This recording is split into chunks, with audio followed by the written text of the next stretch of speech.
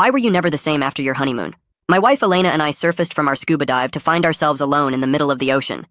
Where's the boat? Elena screamed, ripping out her regulator.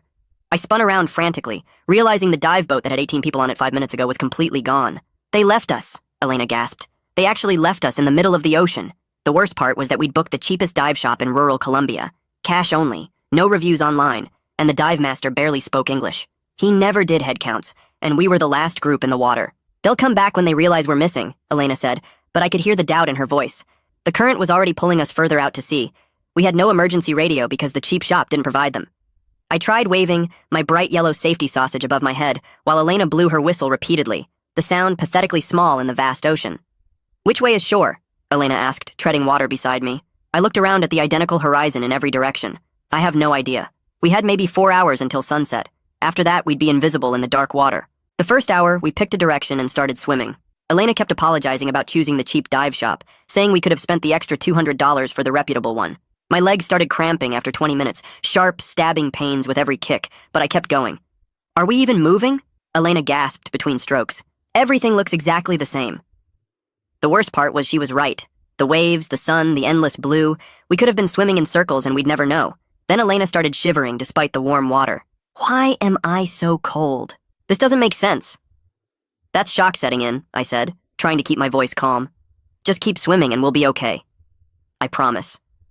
The second hour was when Elena saw her first hallucination. She suddenly started screaming and waving at empty water. There! A boat! I see a boat! Help us! She started trying to swim toward nothing. Baby, there's nothing there. Yes, there is. Look, they're coming this way.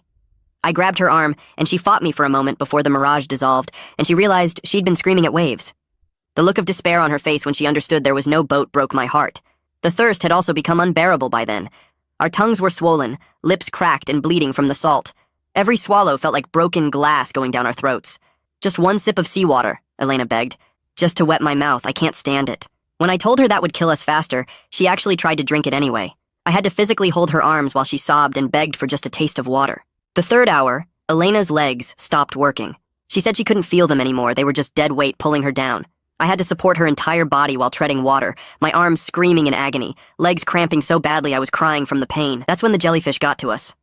I didn't see it, but I certainly felt it. Before I knew it, a fire-like pain was erupting across my shoulder. Elena screamed as a jellyfish also caught her arm. The jellyfish swam away, but we couldn't treat the sting. We couldn't do anything except keep swimming with venom coursing through our bodies. Elena went limp after that. Her eyes rolled back, and she mumbled something about leaving her behind to save myself.